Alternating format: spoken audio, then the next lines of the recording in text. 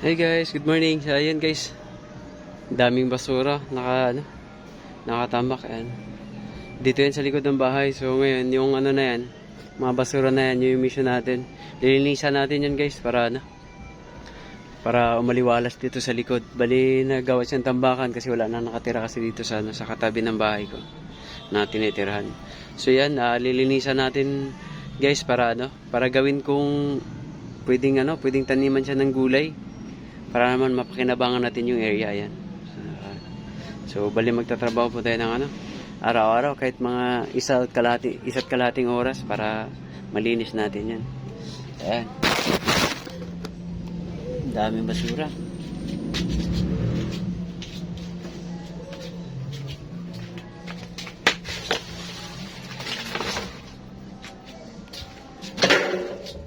Ihiwalay lang natin yung mga kahoy. Sayang.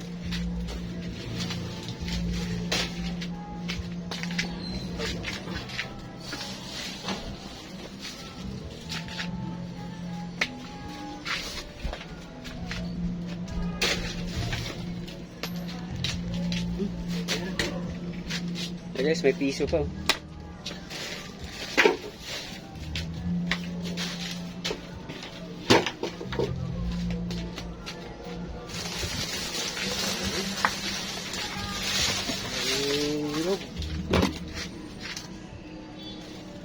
Kung itabi para panggatong.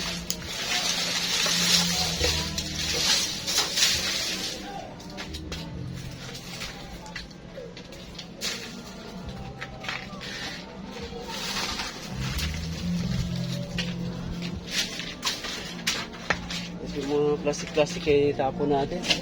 Kasi yung plastic guys, hindi talaga kailangan sa buhay natin. Yung mga plastic na yan. Kaya natin, tatapon na talaga. Sako tayo dito.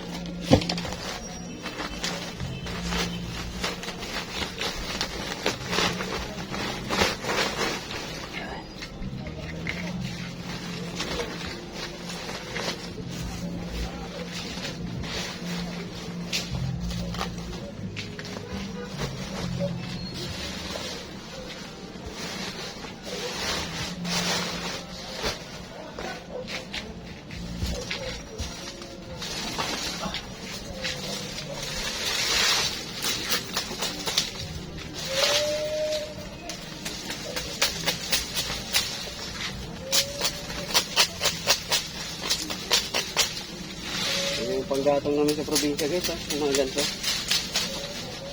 Inakit pa namin sa bundok. Para po.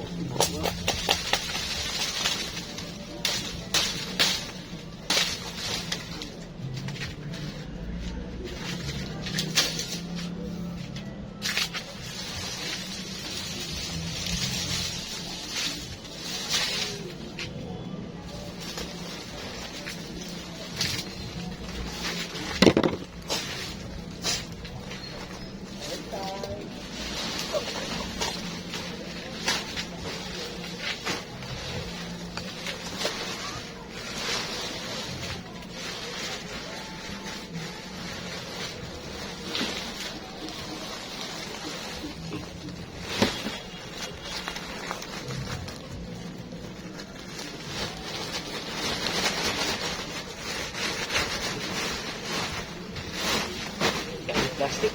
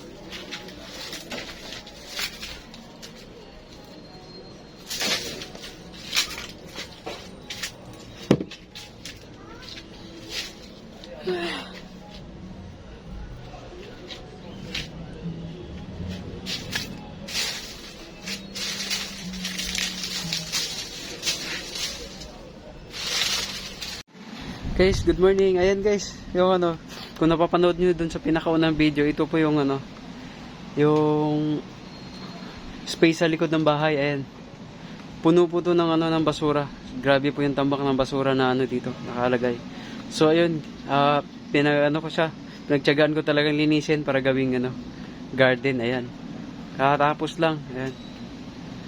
So ano na lang, binhi na lang kailangan natin para ano, para makapagtanim na. Ayan. Yung mga ano na yan, yung mga galon na yan, may mga lupa yan kasi dyan ko po itatanom yung ano, pwedeng itanim dyan talong, hindi kaya okra. Ayan. Yan. So ayan, malinis na siya. Yung dati parang ano, sasakit ulo mo tingin pa sa ano, sa sobrang kalat. Ngayon malinis na siya guys. Ayan yung mga ano, yung mga basurang nakakot ko, lahat yan plastic, tsaka yung mga ano talaga, yung hindi na mapakinabangan. Yan. Ang dami yan. Ayan o.